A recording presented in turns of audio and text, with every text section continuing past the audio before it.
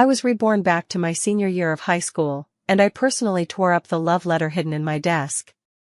My deskmate Wendy looked at me with surprise. "Weren't you planning to confess to Gavin today?" With composure, I replied indifferently, "No, I've decided to focus on studying seriously." She nodded without saying anything. I sneered inwardly, pretending not to notice the change in her expression. Later, the torn love letter was pieced back together by someone, only to vanish without a trace. On the day the college entrance exams ended, the love letter found its way back into my hands, its blank spaces now densely filled with his name. And beneath my signature, a line of flowing script read, "Lynn, could you like me back? I want to attend the same university as you." My deskmate Wendy was the top student renowned throughout our grade. During high school, I shared a desk with her for 3 years, believing I'd gained a true friend, never suspecting she'd become the hidden hand pushing me toward the abyss. My feelings for Gavin were something I never mentioned to anyone, except Wendy. Just as I recognized the gap between Gavin and me and resolved to keep my crush secret, she encouraged me, "A girl should be brave." With zealous enthusiasm, she helped devise my confession plan and arranged every detail. So the news about me confessing to Gavin somehow got posted on the school forum. Walking to the cafeteria, I could hear people around me whispering and pointing. "She's crazy, how dare she confess to Gavin?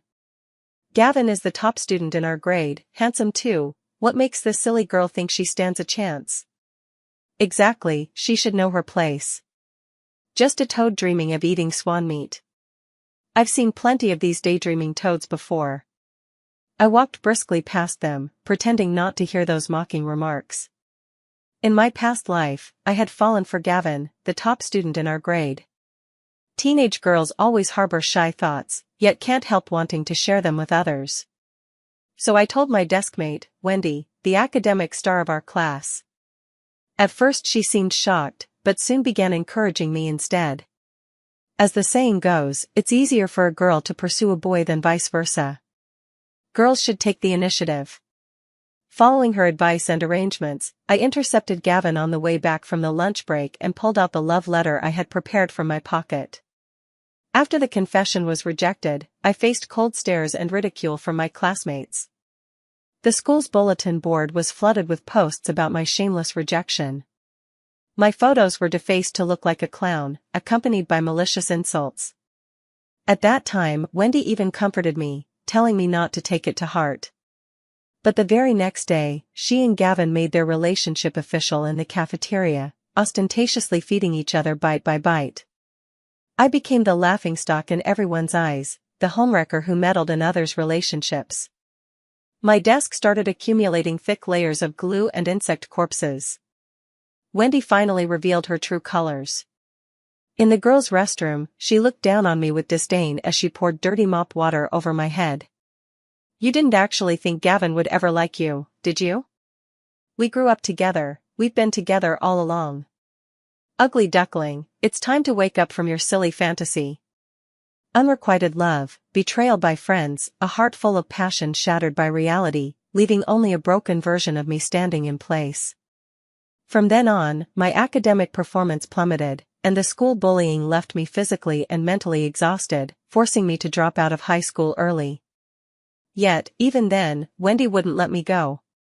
She took a photo of me holding hands with my father and posted it online, twisting the reason for my leaving school into me being a mistress who hooked up with a wealthy man. Standing on the rooftop that day, I couldn't understand why a girl could harbor such malice toward another, even though I had never done anything to wrong her. With a single leap, I hastily ended my life, shattering all the hopes my parents had placed in me. Now, as I look at Wendy before me, the sharp pain in my palm makes me realize, I've been reborn. Only after enduring suffering does one truly understand how cruel this world can be. Life's true norm is constant setbacks and perpetual dissatisfaction. No one will ever be anyone else's salvation. This time, I can only save myself. Given a second chance, I won't foolishly repeat past mistakes, nor will I ever again fail to distinguish truth from deception. In this life, I'm going to study my books ragged, strive to get into my dream university from back then, and make sure Wendy pays the price she deserves.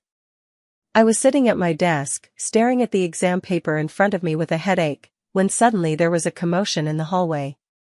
This time I threw the love letter into the trash, but for some reason Gavin still came looking for me. He slowly stopped in front of my desk and threw the taped-together love letter onto it. "Don't even dream about it, I won't accept your confession." I glanced indifferently, noticing the empty seat beside me, and instantly understood what had happened. The hallway and doorway were already crowded with classmates ready to watch the spectacle, while the bolder ones had even taken photos and posted them on the campus forum. "Alright, got it." I took out scissors and shredded the love letter into pieces once more.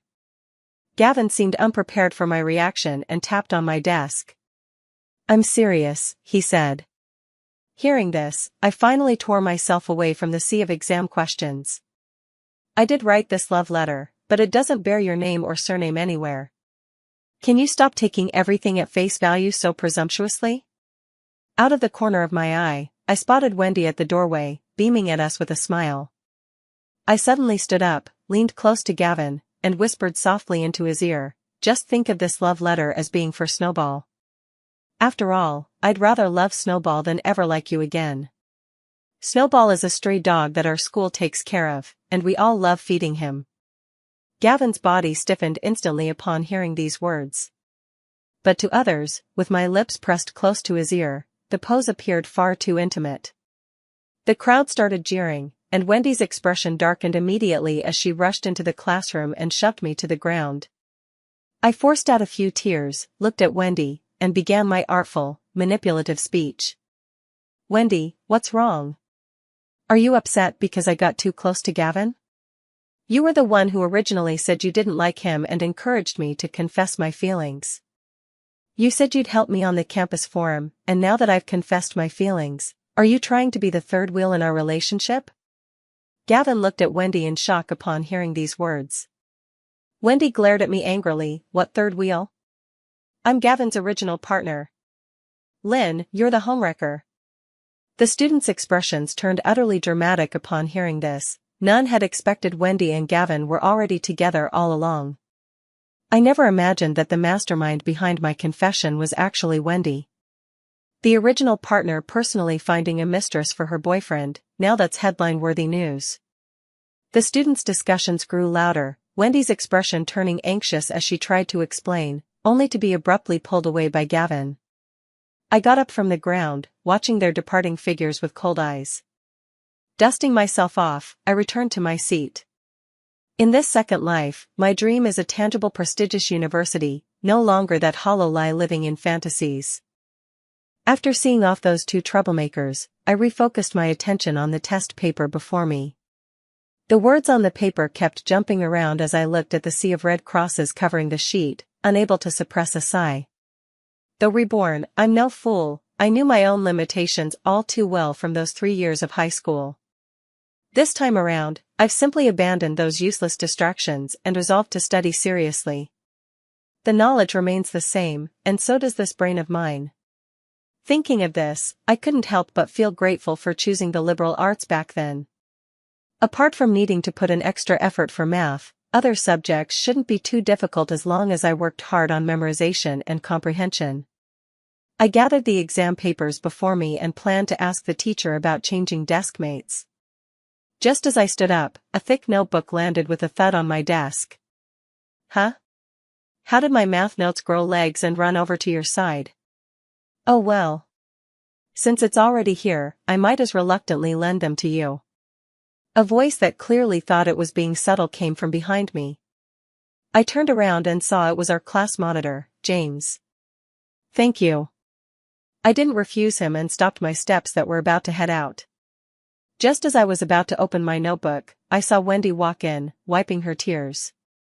James's voice sounded behind me again. "All she does every day is either cry or cause trouble. Anyone would think she's made of water.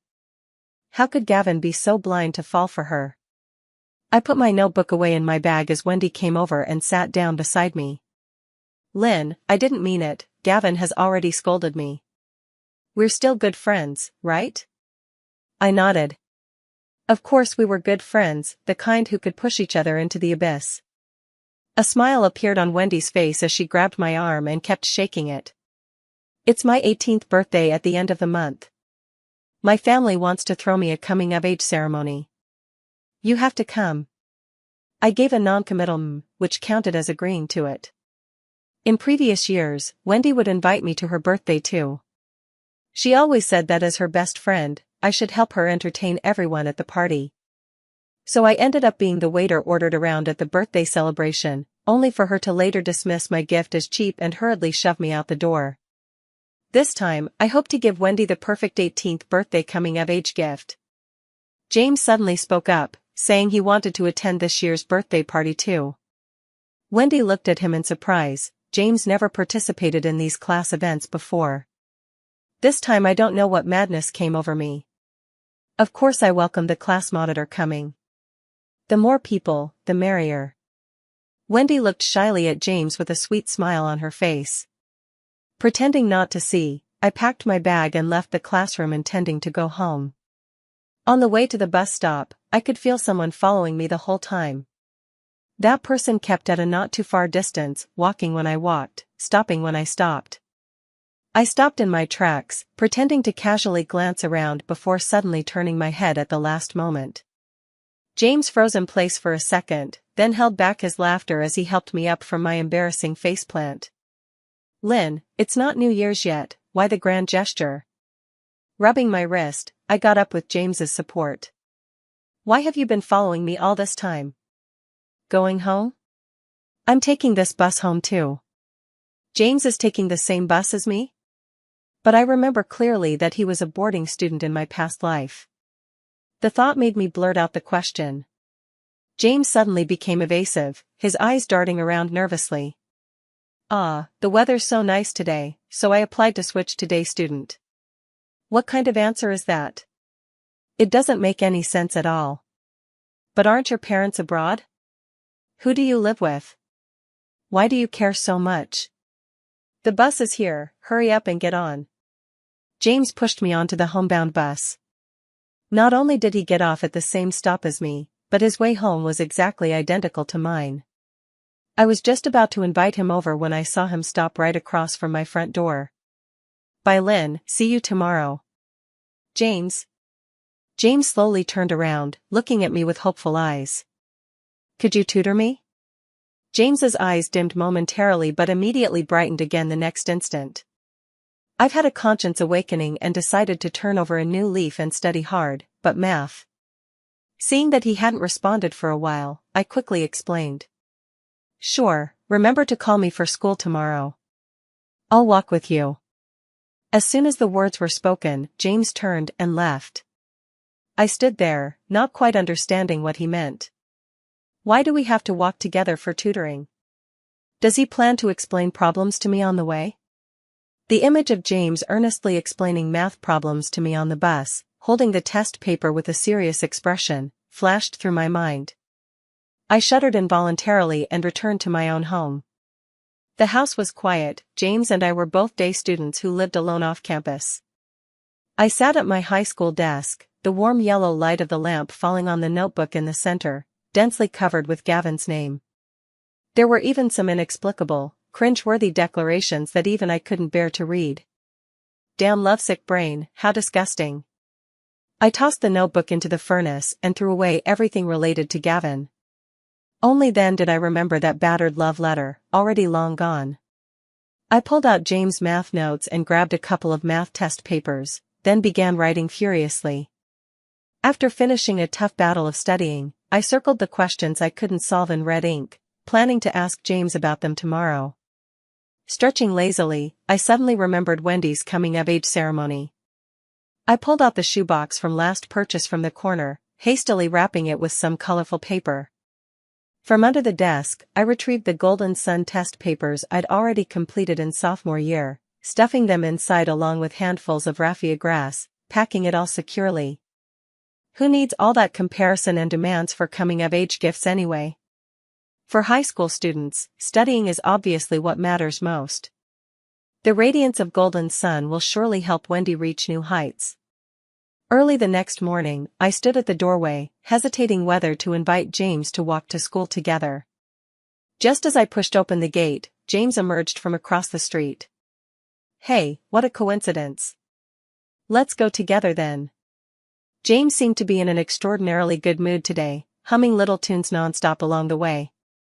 I pulled out yesterday's test paper from my pocket and handed it to him. There are some problems I couldn't solve. Could you teach me? James looked at me in shock. No, even if I'm teaching you, we still have to go to school. You're not planning to listen to the questions on the way, are you? But yesterday you said we'd walk together.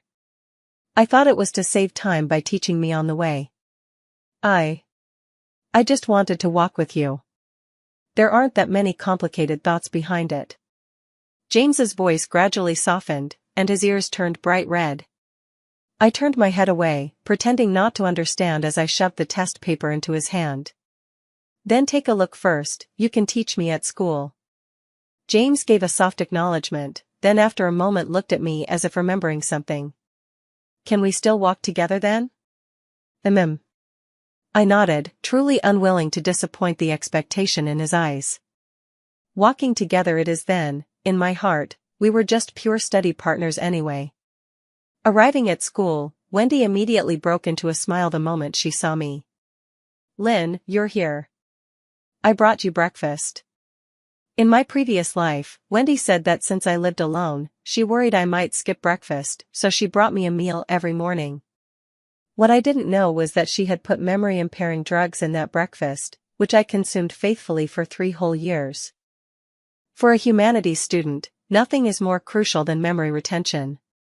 Yet I couldn't retain any knowledge, no matter how hard I tried. So I earned the nickname Dumb Girl, which stuck with me throughout high school. It wasn't the right time to make a scene yet. Just as I was about to take it and throw it away after class, a hand reached from behind me and snatched the breakfast. What delicious treat do we have here? Let me see. It was James. James picked up the breakfast and examined it with disdain. Neither Lynn nor I would eat this. Gavin would probably like it, I'll bring it to him. James said while running out of the classroom, and Wendy suddenly realized what was happening and hurriedly chased after him.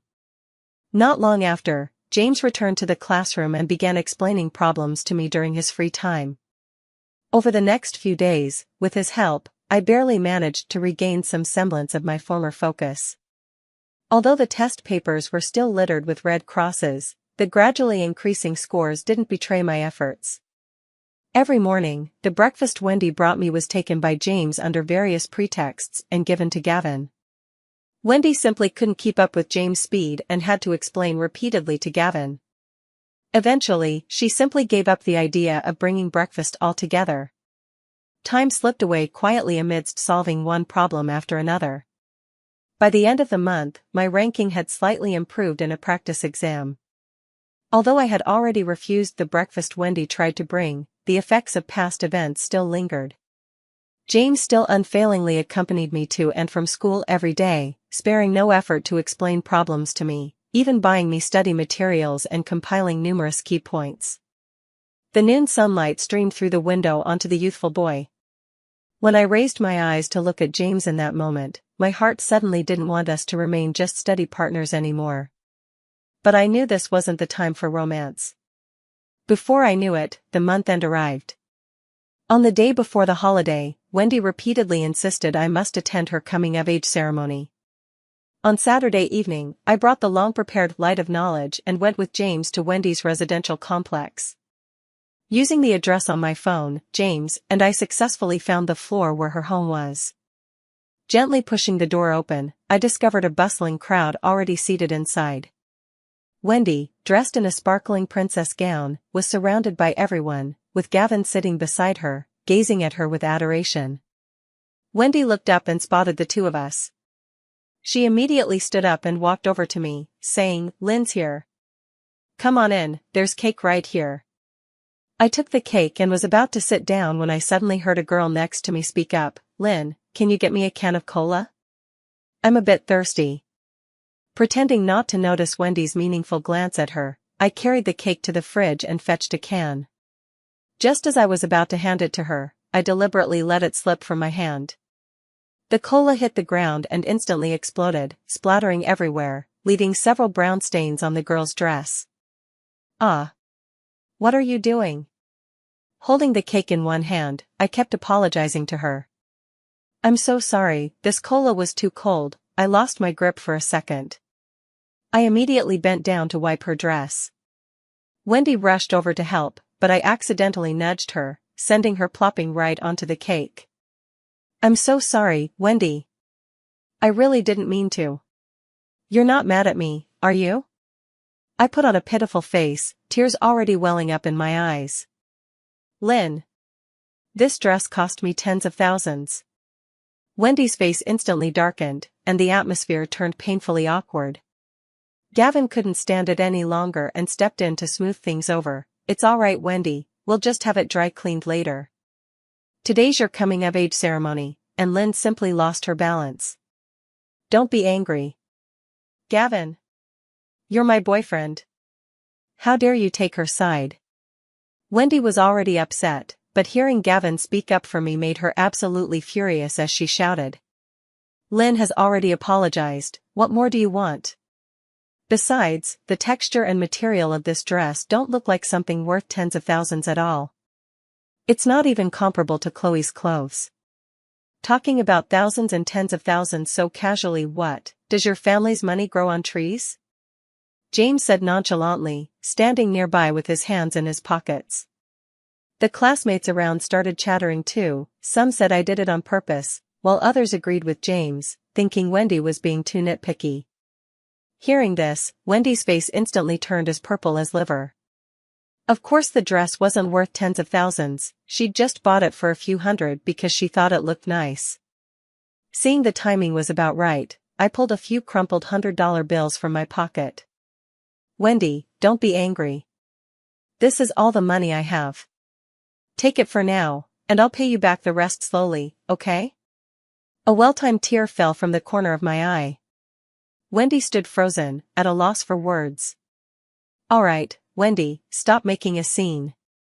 I know that dress only cost a few $100, no need to keep picking on Lynn. Gavin's expression darkened, and his tone grew noticeably sharper.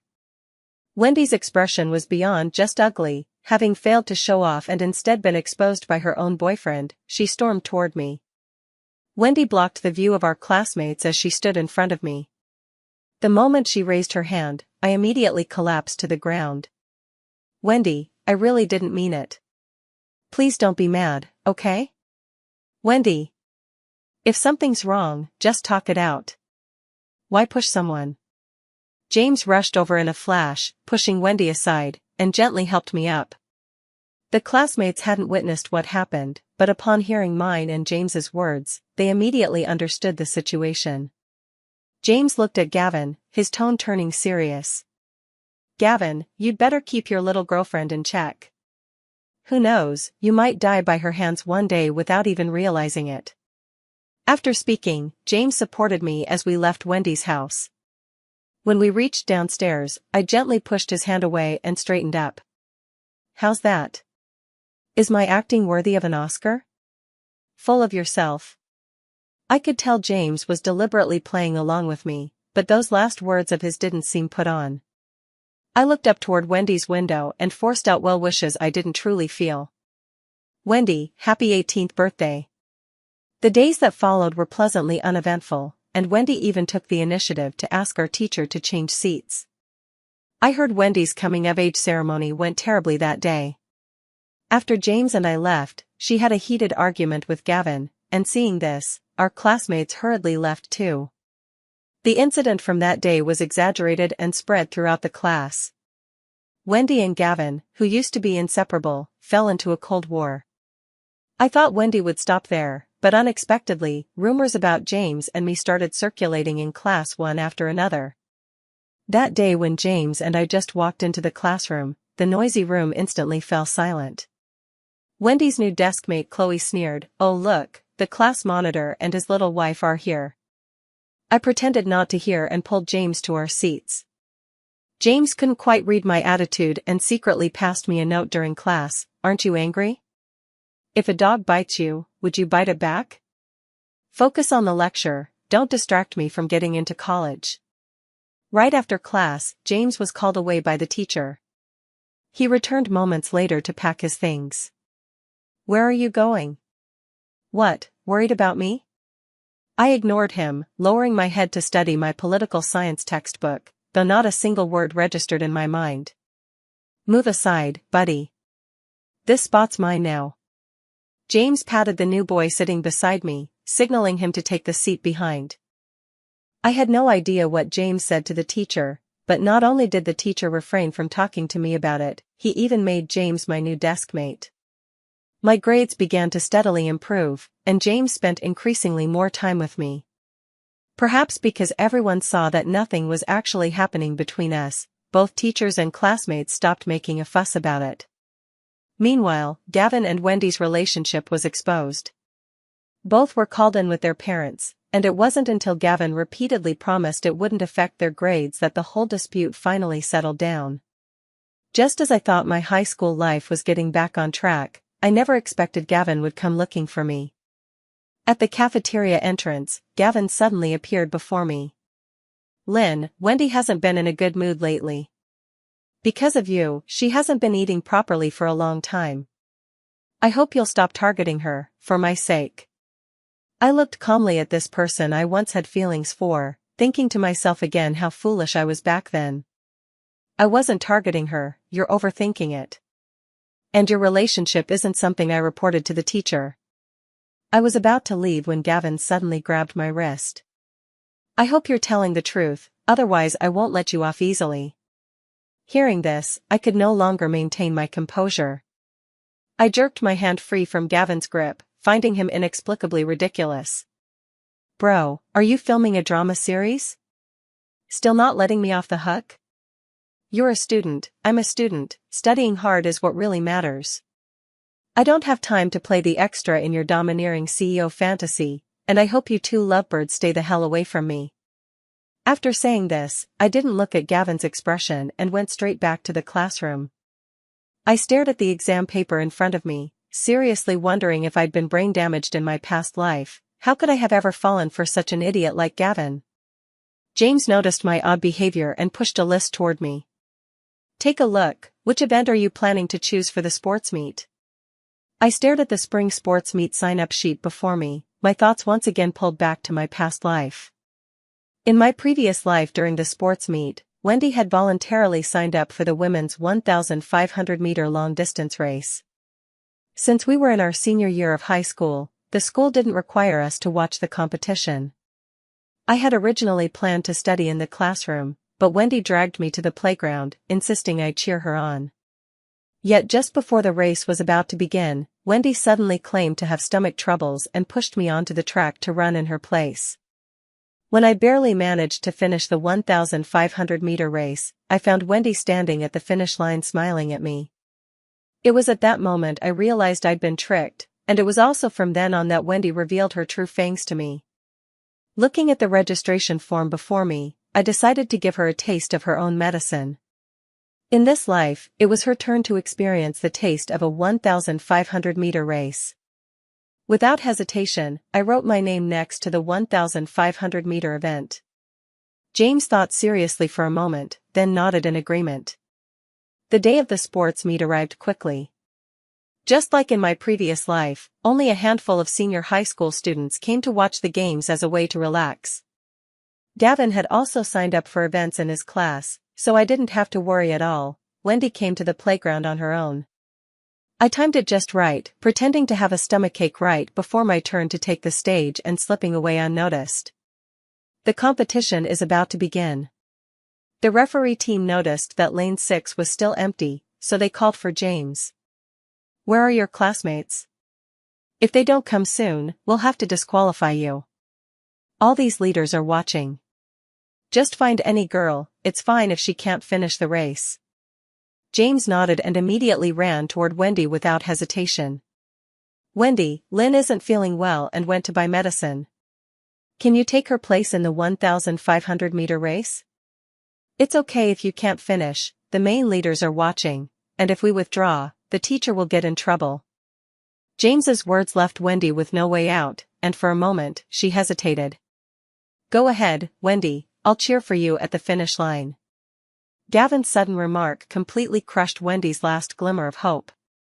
She shot Gavin a venomous glare before grudgingly putting on her race number.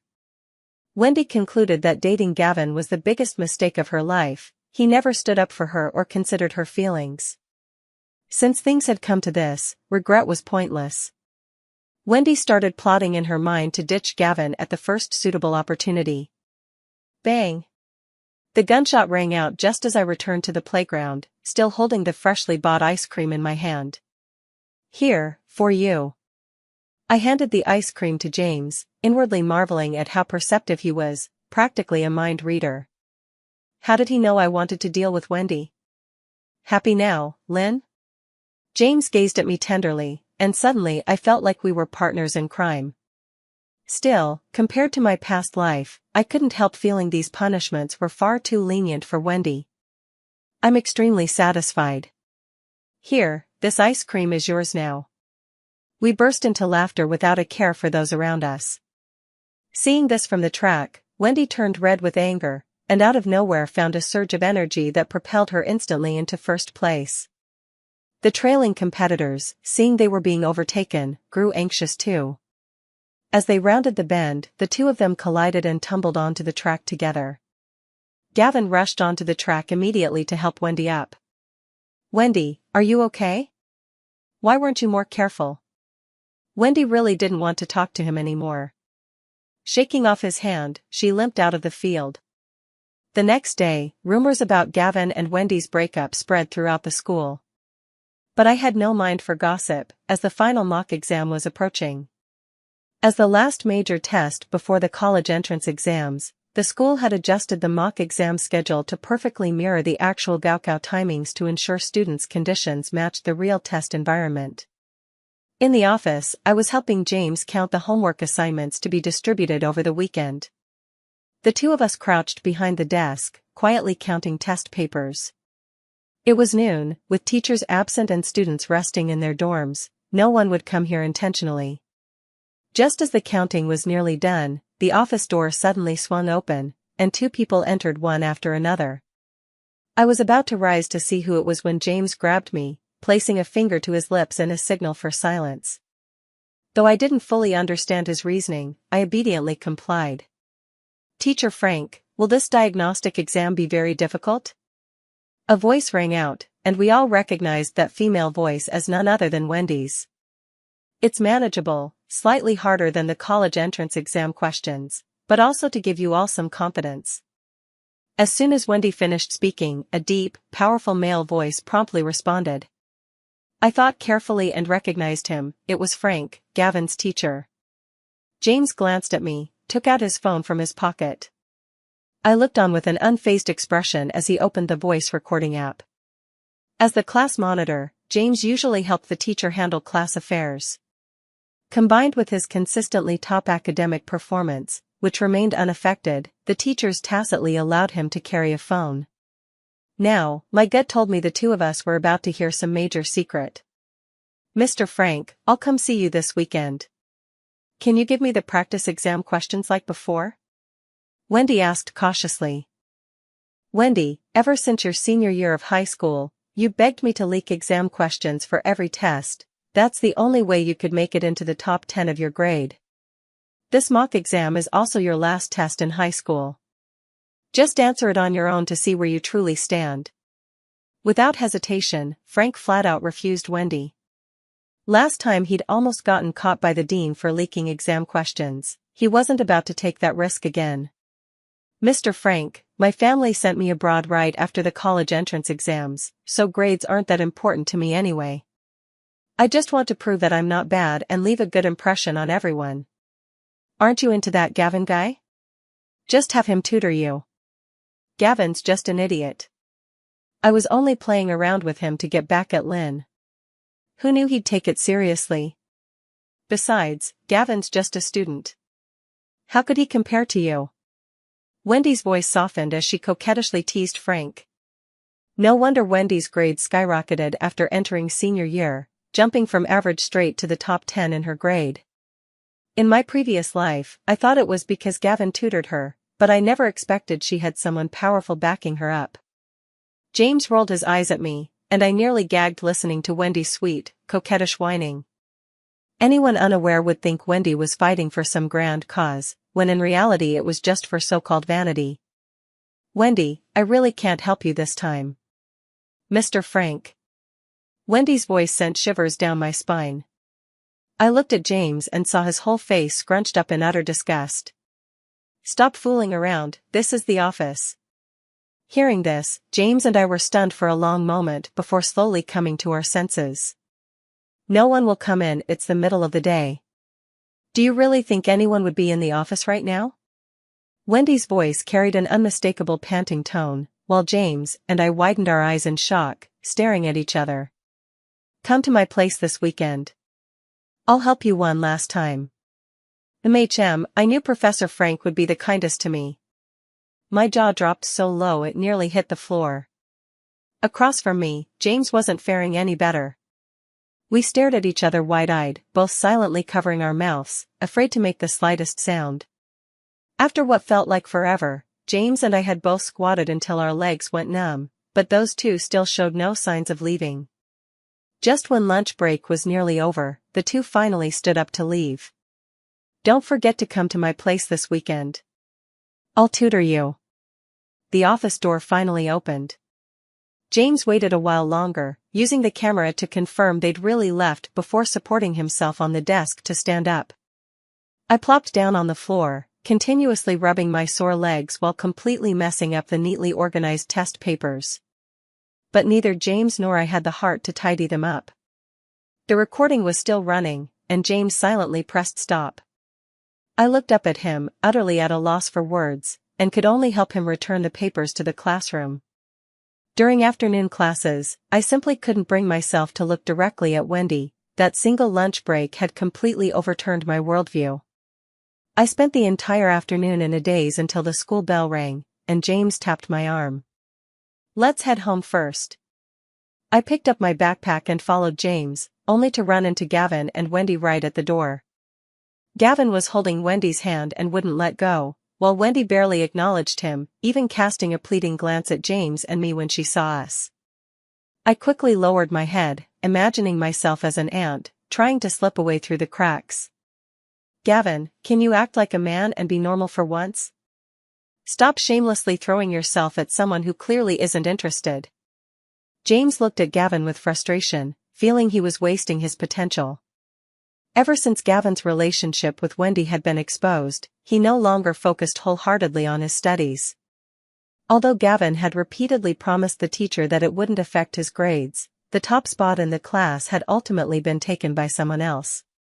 "James, let's go." I stepped forward and pulled James away. Right now, I didn't want to get involved in their drama. I just wanted to graduate smoothly and get into my dream university. I told Gavin about that matter. James suddenly said to me when we were having lunch together on Sunday. I wasn't surprised at all. In my previous life, the two of them had been close friends. Judging by James' attitude just now, I knew he would tell him sooner or later. "You let him hear the recording too?" "Yeah, but only a short segment. I didn't play the rest." "Nothing bad will happen, right?" I looked at James with some concern, but he gave me an okay sign, indicating there wouldn't be any problems. "You don't know Gavin, he's an honest guy, nothing will go wrong.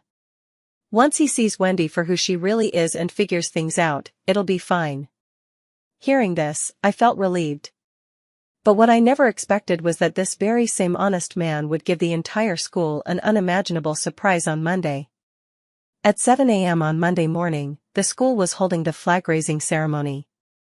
Everything had been proceeding normally until the commencement of the speech under the flag. A sharp static noise suddenly came from the silent sound system, followed by the sound of a door opening and footsteps. "Teacher Frank, I'll come find you this weekend. Can you give me the questions for the assessment test like before?"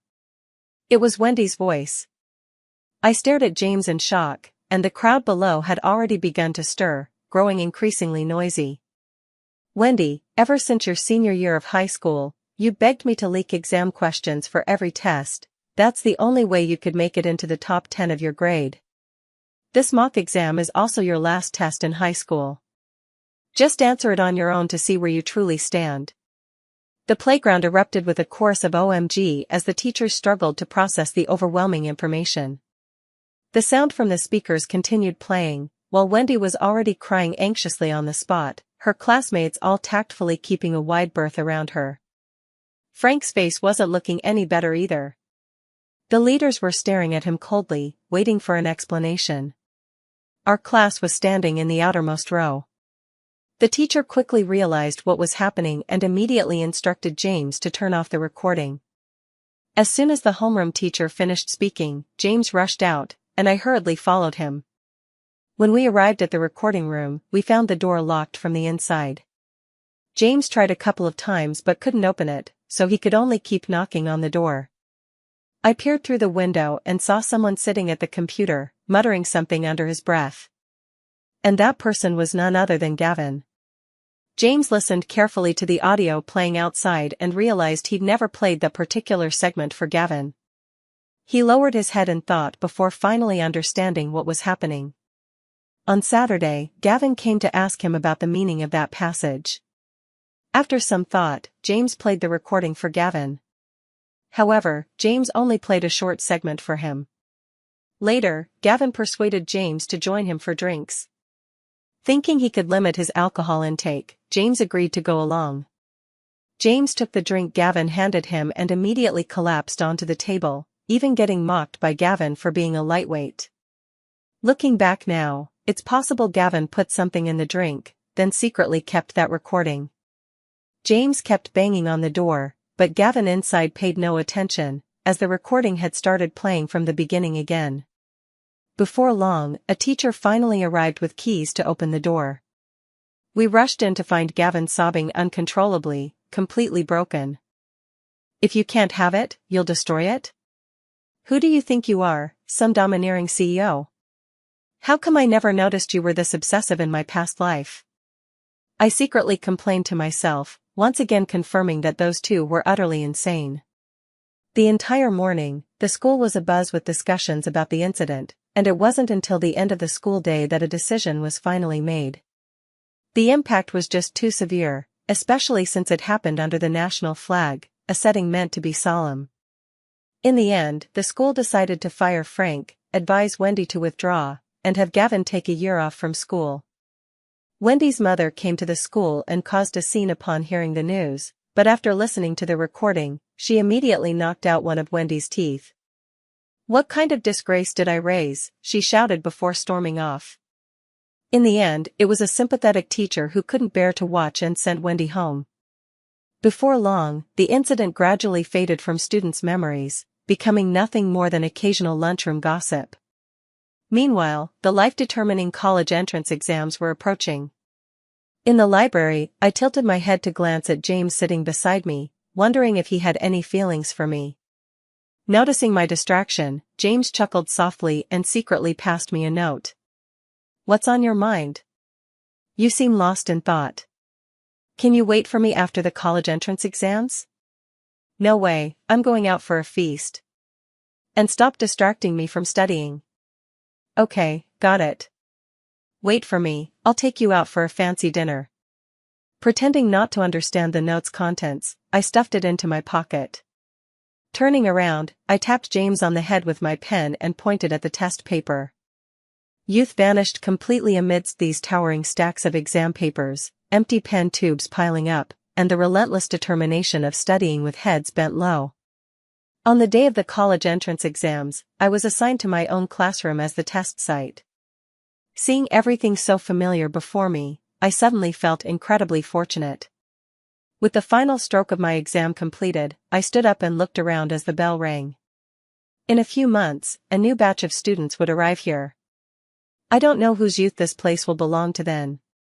But I only know that my own youth has been sealed within these walls. Just as I reached the school gate, I spotted James standing beneath the tree shade. I quickened my pace toward him. "Want to take a photo, handsome?" I shook the phone I'd left with the teacher before the exam, smiling at him. Of course, it'd be my honor. James placed his right hand on my shoulder while forming a V with his left hand near my face. With a click sound, our high school life officially came to an end. Lynn. Just as I was happily reviewing the photo and preparing to make a post, James suddenly called me by my full name. I instantly tensed up, looking at him with nervous apprehension. "Here, this is for you. Turn it around and look." It was a photo frame. I was wondering if it contained some silly photo of me, but when I flipped it over, I saw the tattered love letter from back then. The letter had been carefully pieced back together, now peacefully encased in the frame as if given new life. Looking closer, I noticed all the blank spaces had been filled with the word James. Beneath my name, there was also a tiny line of text. "Lynn, could you like me back? I want to attend the same university as you. You told Gavin at the time that this love letter didn't have his first name or last name written on it, so I added myself in. So, can this love letter be considered as written for me?" James stared at me with sparkling eyes. Looking at the photo frame in my hand, I felt truly fortunate. Childish. I handed the frame back, pretending not to notice the surprise in his eyes. "Why keep this broken one? When I have time, I'll write you a new one, just for you, James, only yours." James's furrowed, bitter melon expression finally softened into a smile as he carefully took my hand. "Then it's settled. This time, I can make this wish come true." After the college entrance exams ended, James and I officially became a couple. We spent the entire holiday traveling everywhere, savoring what it truly means to be young. After the college entrance exam results came out, James and I applied to different majors at the same university and were both admitted. Before the semester started, James and I returned to our high school to share the good news with our teachers. Everyone was steadily moving toward a brighter future and becoming better versions of themselves. A year later, at the high school reunion, I finally heard Wendy and Gavin's names again after a long time. Chloe had cut ties with Wendy even before the recording was exposed and had apologized to me. She somehow got wind of Wendy and Gavin's news before this gathering. You know what? After being advised to leave school, Wendy failed to transfer and had to repeat a year at another school. And let me tell you, everyone at that school knows about her situation. I heard Wendy's had it pretty rough. Hearing this, I felt not a ripple of emotion in my heart. It takes a thief to catch a thief. In her previous life, the bullet Wendy had fired as a bully ultimately struck her right between the eyes. What about Gavin? Any news? Seeing James hesitate, I asked the question directly for him. Gavin seems to have repeated a grade, but I heard his grades aren't great, and he's apparently still in touch with Wendy. Hearing this, I was completely stunned. I'd thought I was the love-struck fool in my past life, but turns out this guy was the real hopeless romantic. James just remained silent for a moment before enthusiastically inviting everyone to go sing. I followed behind James, lightly hooking my finger with his, leaning close to his ear. "I'm very lucky, both in high school life and in meeting you." James gave a light chuckle, took out his phone, and snapped a selfie. "You said you were lucky, little girl. Why not smile for me to see? Get as far away from me as you can." I glared at him coldly, but couldn't hold back and was the first to burst into laughter. Our classmates nearby heard our laughter and, seeing us taking photos, all crowded over. "Taking sneaky photos, huh, you too? Let's take one together. Or we'll ostracize you lovebirds." Everyone burst into laughter. With a click, I looked at the group photo on my phone. Every smiling face was so genuine. Recalling everything from my past life, I raised my hand and watched as the neon lights were cleverly fragmented into countless tiny spots of light between my fingers. So, I am truly fortunate.